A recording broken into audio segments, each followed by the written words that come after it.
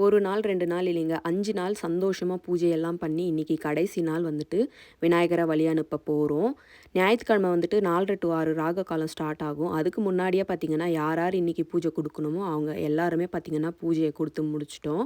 4:30 மணிக்குள்ளேயே எல்லா பூஜையுமே முடிஞ்சிடுச்சு. அதுக்கப்புறம் அன்னதானமும் ஸ்டார்ட் பண்ணிட்டோம்.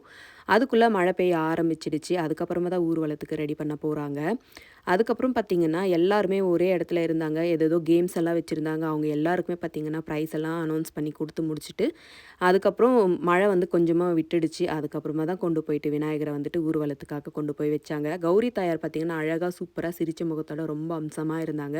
எங்க ஏரியால யார் யாரெல்லாம் வந்துட்டு விநாயகர வந்து வச்சு வழிபாடு பண்ணாங்க வீட்ல, அவங்க எல்லாருமே கொண்டு வந்து ஊர்வலத்தில வச்சிருந்தோம் இல்லைங்களா, அந்த கணேஷ கூடவே வச்சுட்டாங்க. அதுக்கப்புறம் மேல தாளத்தோட ஆரவாரமா பார்த்தீங்க எல்லா ஜனமும் சேர்ந்து சந்தோஷமா வழி அனுப்பி வச்சோம். மழை பெஞ்சுட்டே இருந்துச்சு. நல்லா குளிர்ச்சியா பார்த்தீங்கன்னா, விநாயகர இன்னைக்கு வழி அனுப்பி வச்சோம்.